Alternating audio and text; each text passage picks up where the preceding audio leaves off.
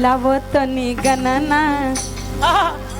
मिलावतनी गणना ये पाड़े बाबा मिलावतनी गणना ये पाड़े बाबा। धीरे थोड़ा धीरे हम क्या ना सरवा के बहिनी हाई घर घुमानी सरवा के बहिनी हाई घर घुमानी। हमनी के आज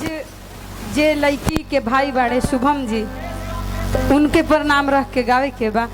शुभम के बहिनी हाई घर घुमानी शुभम के बहिनी हाई घर घुमानी।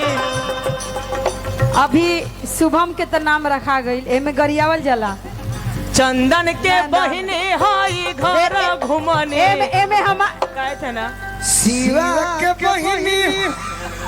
ये कैसे हो सके।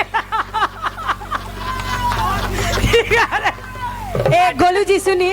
शिवा शिवा नाम रखो तीन जन लेकिन गोलू के बहिनी हाई घर घुमानी। एक मिनट चंदन भैया काव्या जी सुनी सुनी मोटा ना सुनी सुनी सुना सुना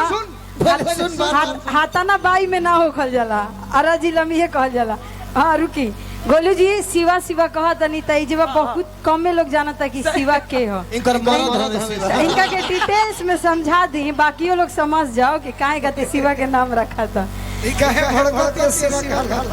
कि सरवा के बहिनी हाई घर घुमानी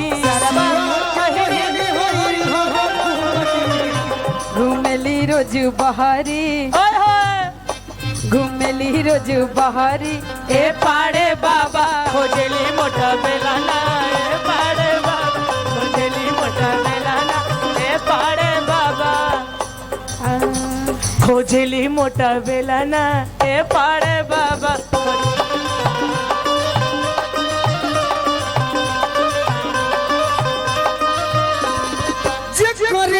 सलभ भइलू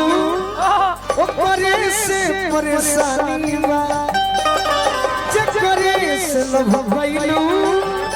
ओकरे से परेशानी बा ये समय गरम कहो लागे खानदानी बा ये समय गरम कहो लागे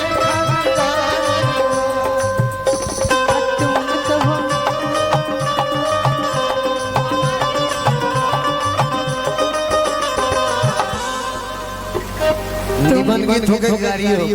दोनों हो गए मारो में आइल बड़ा दूल्हा के भाई काहे खाती बैठल बड़ा मुँह भी छुपाई तोहर चले ना यही जा रंगदारी तोहर चले ना यही जा रंगदारी तोरा दीदिया के दे हब 1000 गारी तोरा माई के दे हब 1000 गारी तोरा फुआ के दे हब 1000 गारी तोरा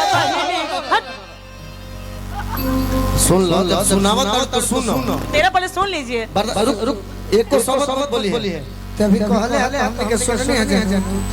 है डार्लिंग है कि तैया फिन चुमा में चलो ले बेवा छिनरी रे तैया फिन चुमा में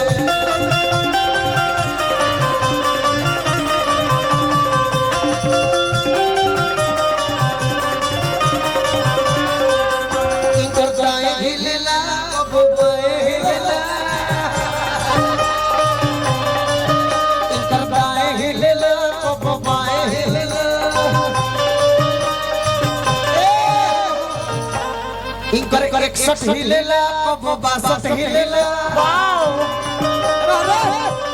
वाओ रुक रुक कितना गावत दे अरे कर से थपे लटले गोलवा रसिया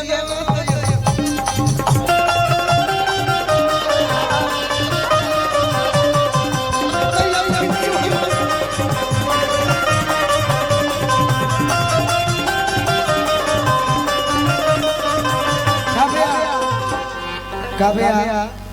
तुम बनारस की लड़की होकर तब रही हो नहीं बहुत दुख हो रहा है जस्ट लुकिंग वाओ तुम्हारी ननद है क्या तुम्हारी ननद है हाँ तो गाई गई तो तू जोहरे बोली तू गाओ का दिक्कत बटे कोनो दिक्कत ना गाई तार गाना खत्म काहे खातिर खत्म बटे हाँ? मिला वो तनी गाना ना ए पाड़े बाबा मिला वो तनी गाना ना ए पाड़े बाबा उखिया में खोजे रहरिया में खोजे ए